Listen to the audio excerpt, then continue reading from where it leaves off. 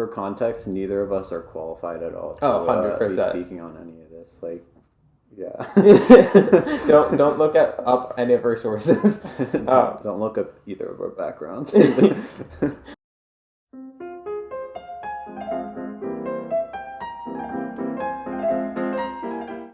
Hi, I'm Tim, And I'm Tim. and we're going to do a quick review of the different episodes that have come out on Netflix of Wes Anderson's short films. They're all done by Roald Dahl. We're probably going to go through and do sort of a first reaction, talk a little bit about the episodes, and we'll finish by sort of giving a ranking of what we think of them. So we just got off of watching one of the four. We watched Poison. I've watched all of them previously, and I came back and watched them all again with you. So what did you think of Poison, what we just watched? Poison was kind of crazy because like you spend a lot of time inside each of the different characters, inside the one character's head. Like by the end of it, I don't know about you, I was feeling like really like tense and like a little anxious the whole time, which I think is exactly what he's going through. Yeah, exactly. I think especially as far as like Wes Anderson goes, this is like maybe some of the most attention I feel like we've seen from him, which I feel like shows sort of his range, but like also like I feel like he shows like the tension in very creative ways, whether it's like the different angles he's showing. There's like one point where like the angle switches from like panning across the room to like it being on the ceiling, and like the actors are like looking up and talking at Right. it, and then like the lighting flickers and adjusts like as like you can sense the tensions rising. I think like as you're describing that, like I really love you're like thinking a lot about like Wes Anderson and like how he's setting up the scene to communicate the story. I was thinking a lot about like the source material of Roald Dahl that he's pulling from, and like I'm like the whole experience is so in your brain about it. Like it like the man hasn't even been poisoned, but us, the audience, and the man are in that whole gripping like stress moment of like someone has been poisoned, something must be done.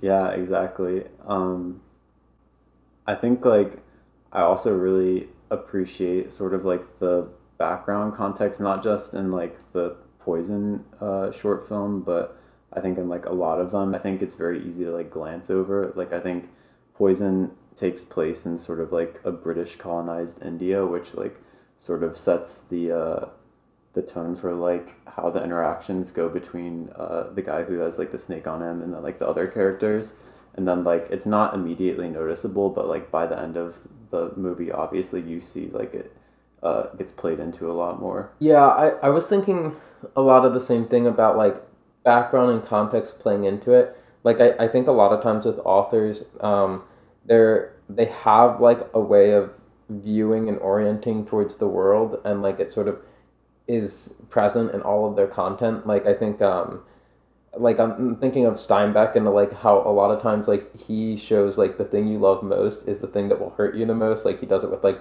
The Pearl, he does it with like Mice and Men, where you have like this dream and stuff. But it's interesting with Roald Dahl because like some background context about him is he was in the Air Force and had this traumatic like his plane crashed, and like he was like on fire, and they dragged him out and he broke his nose and he like lost vision for a little bit, and so he had this like really traumatic moment, and like he looks at that and he's like, oh wow, he's like, that traumatic moment, maybe it sparked something in my brain that made me creative. Now the doctors actually came back and said like that's actually not true, you were creative when you were young, but what they do think might have happened was like that the inhibitions in his head because of that frontal lobal damage was lowered, so they're like he makes these really macabre, really dark sort of stories that they're like at the time nobody else was like comfortable putting out children's stories where you have like murder or like all this tension that's building up. Yeah, and I think it plays really well into Wes Anderson's style. Like whenever I like watch Wes Anderson, I always feel like there's sort of like an underlying melancholy to like a lot of his protagonists, and also just like in the end of it, it's like sometimes things get sort of resolved, but there's no like perfect resolution, or like you don't always feel fully satisfied with sort of the answer that you're given, and it I think it's a really cool vehicle to allow people to like go beyond the movie and process more and think more about like what the rest of the movie was saying instead of just having like an easy resolution at the end. Yeah. And I think that's also really interesting in the context of like a children's book because I'm sure like for kids in like the developmental stages, it like helps them like learn how to process things beyond just like simple solutions. Yeah. Now we've talked a little bit about poison. What would you say for, let's go into the Swan. What would you say for the Swan next? What was sort of your first reaction with it? So I think like in watching all these, like all of them sort of have a very similar setting. Like I really enjoy how each of them like has a narrator who's like not necessarily verbatim, but like very closely like narrating the story to the way the books are. Mm-hmm. I really enjoy that style. However, like each different one, I think plays into like these different themes that they're trying to get across. Um, and plays into sort of different strengths that Wes Anderson has in his storytelling. It's probably my favorite, like technically shot movie of these four. Um, just like I love, a lot of it feels very much so like theater in the way that they present things. Like I Mm-hmm. love the breaking of the fourth wall and like the actors like having like prop helpers like Right. give them different props and stuff and then walking through the reeds and like opening doors and stuff. Like I think it's a really cool vehicle for the storytelling and it also like creates sort of this barrier between like what's happening in the story and what's happening in reality, which I think is really important and cool. But I think we can dive into that a little bit more later. But I think you mentioned that you thought The Swan was one of your favorite story wise. Do you want to like elaborate on what made it one of your favorites? Yeah, yeah. I think like I was sort of surprised when I watched it because I was expecting to like love that one maybe the most. But I think for me, like it is a lot more ambiguous, and I think like if I was a first time viewer, there's a lot that I would really enjoy about it. But because they have to cut so much down in the medium, Mm-hmm. like to me, it feels like a lot is lost because when you're reading through the story, you have the different characters. I'm going to look at my notes for it. I think Ernie is like the real one who's like leading all of the shooting of the birds. He has his Mm-hmm. friend Raymond, but Raymond is more of like a sidekick to him. Mm-hmm. And Ernie's like, you just get to see him play out like a psychopath. Like, it's not just that he shoots these birds, which is like not the most crazy thing to do, like, especially when you're thinking of hunting and stuff. But like, he deliberately starts to do it in territories that he's not supposed to do it in. Mm-hmm. And so you're like, oh, like, okay, so he's breaking rules. He's kind of like a bad kid and stuff like that. But like, as the story goes on, he's like psychotic. And especially when he interacts with Peter, like, he just is like torturing this poor little boy who is like very intelligent and very kind and like very caring about like the world. And as it keeps pressing, you start to see these two things happening. Like Peter is one having to like manage like a lot of anxiety and a lot of like pressure of like when he's sitting there on the tracks, they have to rush through it really quick with Wes Anderson. But in the books, you're in his head a lot more, and you feel the same pressure of like, oh, there's a very solid thought of like I'm going to die when this train comes, Mm-hmm. and when he comes out from it, you're like, oh, like he's just survived this crazy incident, but he's still just as like restrained as he was when he's on the tracks, and he continues to be so. And there's even moments with Peter where like he's constantly restrained and yet constantly finding moments to rebel. Like he tells them they're in a bird sanctuary and that makes them mad and put him on the tracks and stuff like that. When they shoot the swan, it doesn't mention this in the movie, but there's actually like a brood of like cygnets Mm-hmm. underneath, and he lies about it so that like hopefully the father swan will come back and take care of these. So he's always doing these constant little moments of rebellion, but right alongside there, Roald Dahl is driving up like Ernie's psychopathic tendencies and Peter's like anxiety and like the trauma that he's sort of dealing with. Like you sort of see that as it keeps going and going, and like it's really interesting because the medium doesn't like show it, but like when Peter goes up in the tree, it's like this cool moment because like he it's the first time he is actually free. So even though they've tied a bird to him and it's like macabre and he's covered in blood Mm-hmm. and stuff in the book. Like he's like, oh, they can't like beat me up. They can't climb up at this tree because like I can get on branches. They can't. So he's like, no matter what happens now, I'm not leaving this tree because it's like the first moment of freedom he has. And like you see like how when they can't get him to do what they want, they shoot him.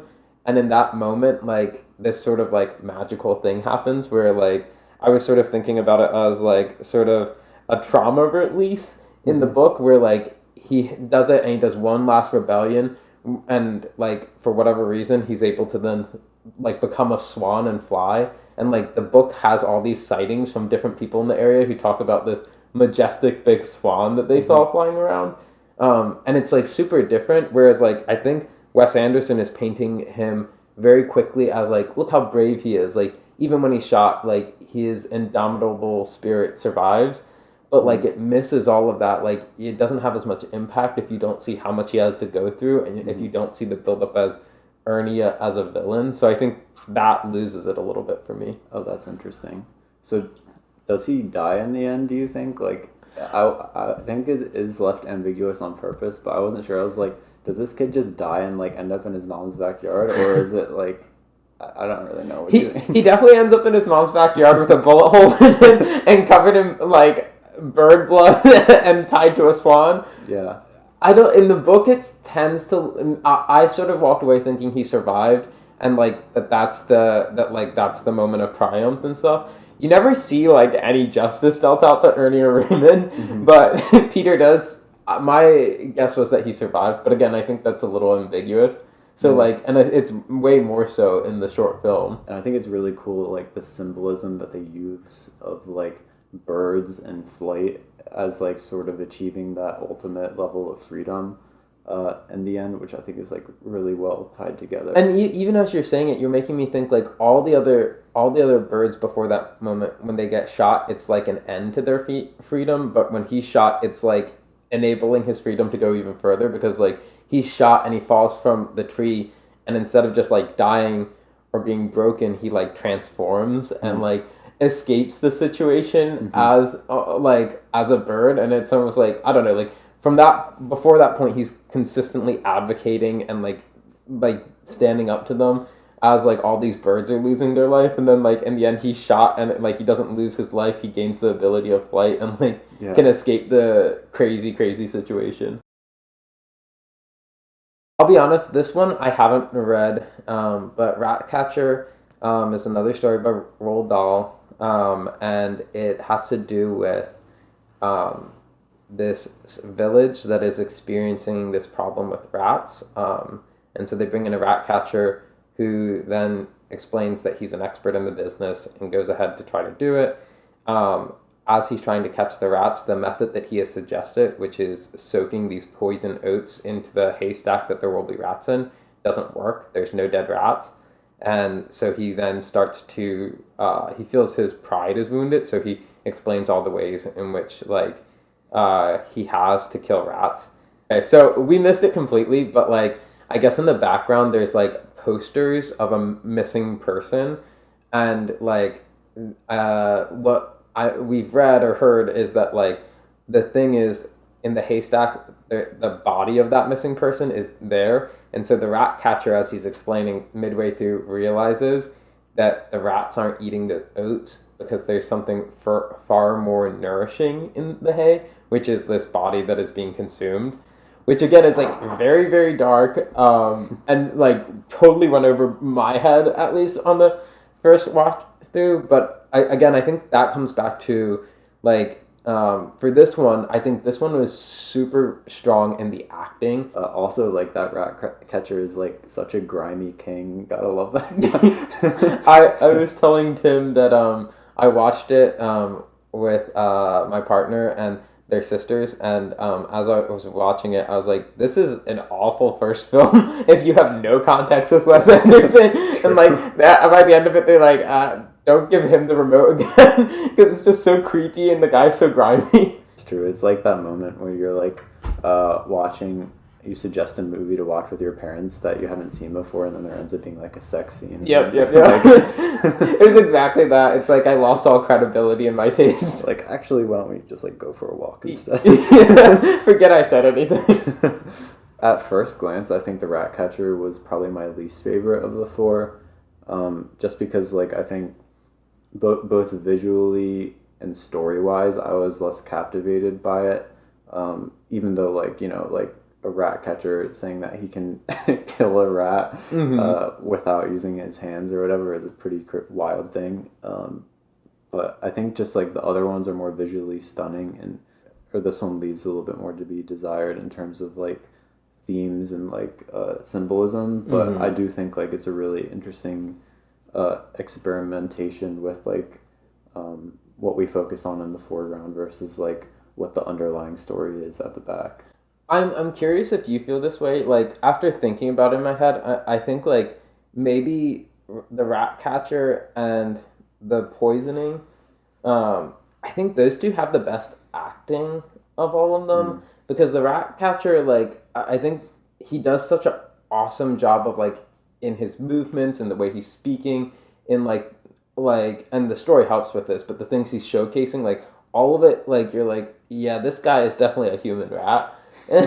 And I think he does a really great job in that. And similarly in the poisoning, like that tension and anxiety that runs throughout all of it, I think the acting just like really conveys that. Would you agree or disagree? I think I agree, but what's interesting is I think in the ones that we're saying have the best acting are the ones where the narrator isn't the protagonist of the film.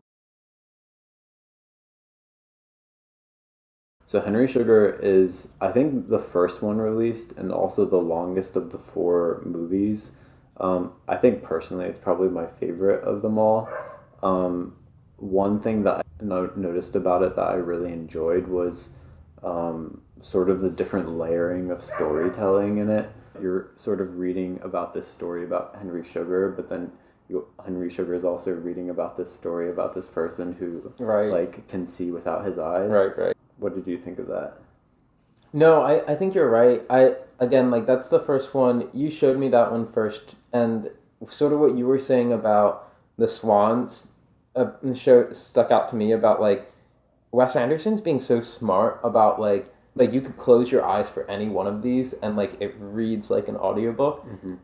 You could still like follow and hear and understand what is happening, but like because it's doing that in the visuals, that they do some things in front of you. Like there's one moment where a person is levitating and they have a box that is painted as the background, so the person sits on it, and like that is so fun because like you see them put it down, you see the person sit on it, and you know it's a box, but like if you let your eyes sort of like relax a little bit, it does sort of look like he's levitating. And so like seeing all of that sort of play movie magic, like where it's a lot more prop driven than CGI, is like really satisfying to watch. Yeah, I really like that. And I really like how, like, from a filmmaking perspective, he's very like unafraid to break the fourth wall and also just like remind you that this isn't reality, this is like just a story. And like by him like opening up through people reading different books and like sort of creating this layering and storytelling, I think he's intentionally trying to create a barrier between reality and stuff. And this might just be me trying to like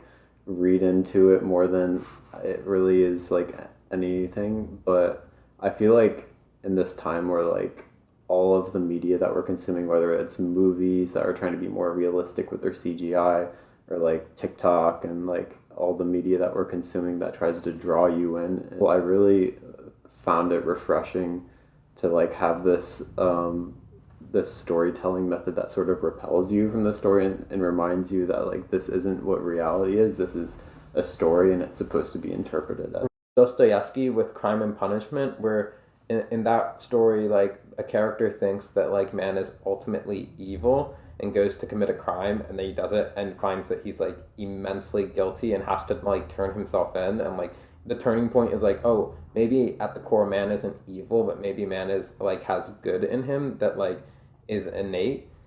In context, the story revolves around Henry Sugar, who is a wealthy man who then wants to become more wealthy and reads a short text that tells him about a man who could see without his eyes, and the man did it by training with like a yogi and like learning this ability to see around him with his mind's eye. And Henry spends a lot of time doing that and is able to do it much faster than the man who documented it in his story. And so the story ends with Henry sort of finding that like he can go into casinos and make a great deal of money. But as he does that, it doesn't bring him a lot of joy to do. And so like when we're watching this story, it's really fascinating because Wes Anderson makes it so visually appealing. But like when you're reading this story, you're like listening and like excited about like the craft of learning a new skill. But then like he learns it and like he actually succeeds and can make as much money as he wants, and he's not happy with it. Mm-hmm. And it's sort of a turning point for Henry Sugar because he's like, oh, he throws some money out the window and then he gets told off by a police officer, and it has this moment where he's like, what am I doing? And so it all sort of comes full circle to like meaning making. And Mm-hmm. like you find that like he has this meaning making moment where he's like, oh, if I actually wanted to do good, I would like take this like gift, this ability, this power that I have and use it for good. And then he starts using it to steal money from casinos or win money from casinos to give to orphanages. Mm-hmm. What's your thought on that before I Yeah, jump in? like you see all the time in like all of these melancholic Wes Anderson movies where people like end up sort of getting what they want, but then in the end it doesn't change much. And I think this is like no exception to that. It's like he learned that like sort of the process of what he was doing made him happier than what his end goal was. And that's so true. Like I think you see in the book they talk about like he doesn't see that that process is shifting him, Mm-hmm. not as much as it would have if he had done it like with the yogis, but like he comes back to his regular friends who like he was gambling with in the beginning of the book, and like he finds that he sees them as much more unsavory than he did in the beginning, and so like he starts to view the world differently, which is like super interesting. My favorite is probably still Henry Sugar. In every way, it was super creative. The characters were lovable. Like I feel like the symbolism and the themes that he was exploring through it, I felt like I could relate to, and I felt like it was done just in like such a great way that it felt like my favorite. I think after that one, I would put The Swan as my number two. Again, I think it just had like some very deep symbolism in it. I really liked the conversation that he was talking about exploring freedom and like the indomitable human spirit. And I think a lot of the imagery used like through birds and like just this kid going through like this horrible bullying was just like really interesting and a great way of exploring those themes. Number three, I would have to say Poison. I think it built up the most tension, and it had some really interesting things it was exploring. I think maybe I just didn't feel as immersed in it as the other ones, but still really great. And then Ratcatcher is the last just because that was a grimy ass Ratcatcher. I think for me, I'm would mirror you in the sense that Henry Sugar is probably number one for me. I think it has a bit of an unfair advantage because it's so much longer and Mm-hmm. has so much more to it. But I think for those reasons, it's like the easiest to consume. It's the easiest to bring someone into. Um, so I think that one's number one for me. Number two would probably be The Poisoning. Mm. Um, I I really felt quite impressed that there's almost like not there's not a whole lot of scenery going on. There's some, but there's not a ton. Like most of it takes place in that man's bedroom, and yet like there's so much like expressed throughout all of it. Me and I just felt like the combination of the acting and the storytelling was really powerful for having as many limitations as it had. Um, Mm-hmm. so the poisoning would probably be number two. Number three would probably be the rat catcher. Initially, I really hated it, but I think the more we've talked about it and the more I've thought about the acting, I think the acting is really impressive.